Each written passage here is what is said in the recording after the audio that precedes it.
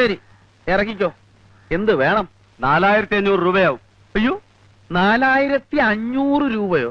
പൂജ്യമൊന്നും കൂടി പോയിട്ടില്ലല്ലോ. 450 അല്ലല്ലോ?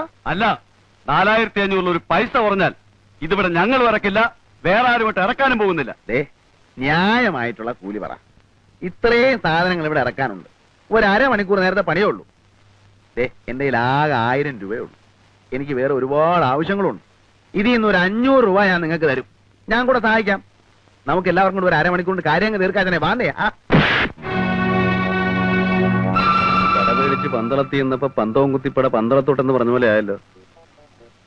ഏതായാലും പോലീസ് സ്റ്റേഷനിൽ ചെന്ന് ഒപ്പിടാൻ പോണതല്ലേ, അപ്പൊ പിന്നെ അതതിന്റെ ഒരു ശീലം ആയിക്കോട്ടെ. എന്റെ കർത്താവെ, എന്നെ നീ നല്ലവനാക്കാൻ സമ്മതിക്കുകയല്ലേ. നിന്റെ തിരുമിഷ്ട അതാണെങ്കിൽ അതങ്ങ് നിറവേറട്ടെ.